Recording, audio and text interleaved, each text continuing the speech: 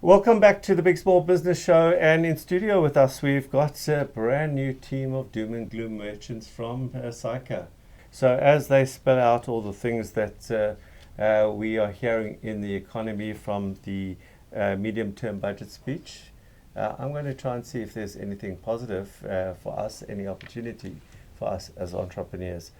So Lesedi, the one thing that came up in the speech was the water crisis and the fact that government doesn't have sufficient funds to actually solve the problem for us. And this has been going on for years. We've known about this for years and years, and many critics of government have said that, just like Eskom was warned, the water crisis was warned about also years ago, and we could have done something before. So tell us about what the minister said. Look, I think it was in the first page of his budget speech, he was already speaking about that there's a water crisis. And like you're saying, many water experts, they're saying that for 20 years, government has known that this was coming. And it all goes back to maintenance of the infrastructure, especially with the waste treatment, those kinds of things. And I think you know that the Vaal River, for instance, there's so much sewage that's being dumped there, which is actually against one of the water acts. So it's a huge problem. Of course, the population of South Africa keeps increasing, and with that, the infrastructure must go up.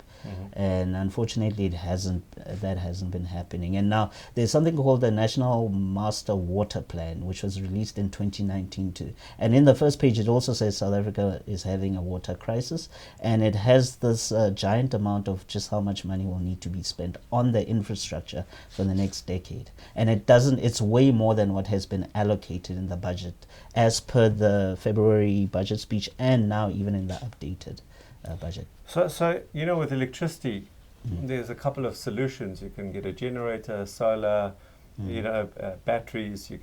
There's a number of solutions to keep the lights on, so to speak. Maybe not necessarily for industry; they don't have as many options, but certainly at a domestic level. But when there's no water, there's borehole, and that's it. And even with the borehole, there's damage. Those boreholes can run dry too. Yes, and it all links back to the load shedding as well. I mean, Rand Water, about a week or two ago, they had a press conference where they were saying one of the reasons they can't do their job and why the water pumping can't happen that well in Gauteng is precisely linking to the load shedding, because you need those pumps to be pushing the water into the various areas where it needs to go. So it's all linked, unfortunately, and not in a good way. But you've seen what happened with the electricity crisis. You saw the fact that containers and containers of solar panels arrived in this country, and this mass installation of solar energy, especially in the domestic space. Even at my offices, we've put in solar that runs our offices, and as a result, our electricity bill has come down when there is electricity. So is there going to be a positive from your perspective, before I share maybe some of where I see, but is there any positive for entrepreneurs here? Is there any opportunity that you see?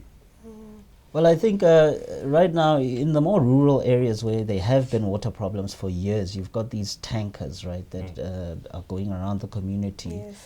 So I suppose there is that business opportunity from that side, but it doesn't bode well, because it means that if government is not doing what it should with water, then others will have to come in. So some people are speculating that there is some sort of mafia type of things that are happening, that the water infrastructure is failing so that these other people can make money.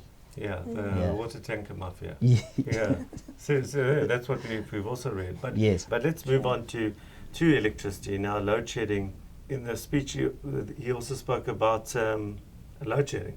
Yes. Economic growth is low. It's lower than expected. Again, linking back to, for businesses need electricity. The load shedding is impacting that, especially also again, manufacturing, mining sector output is not what it's been before. So that's affecting that. That will affect small businesses as well. There are some projects, some mega projects in the pipeline that the minister spoke about in the budget speech and those supplementary documents. And in that, they are saying that they expect about 1,000 megawatts to come online by 2025, which is a positive thing. And this is coming mainly from renewable energy, the independent power producers.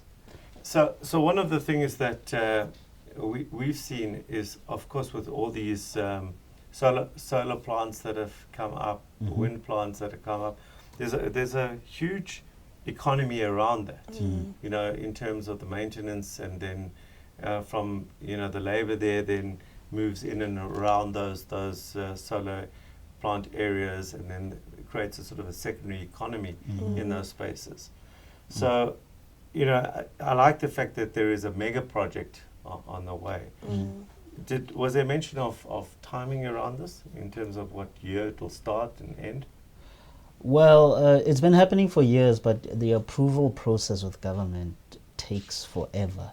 And so there's been applications, and all these independent power producers have been applying to government for these projects. And on top of that, there is, in terms of the tax law this year, if you remember that there's that tax incentive, maybe you can, if you remember. Yes.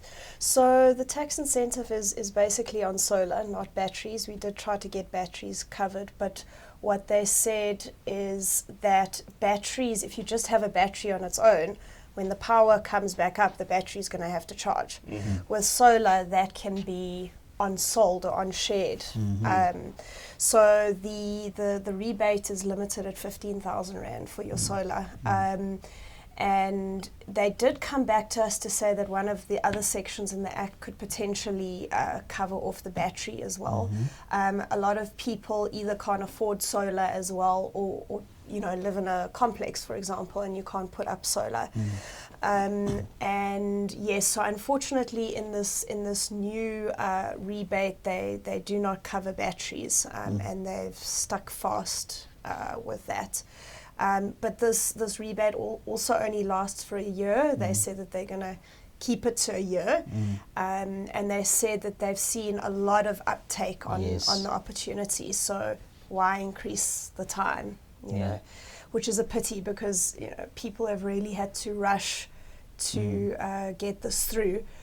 We never know, maybe in the future they'll have another year where you can do this, but for now it's this financial year that it's applicable to. Well, you're going to have to keep putting pressure on government. We're going to have to take a break now, and when we come back, a little bit more doom and gloom for you.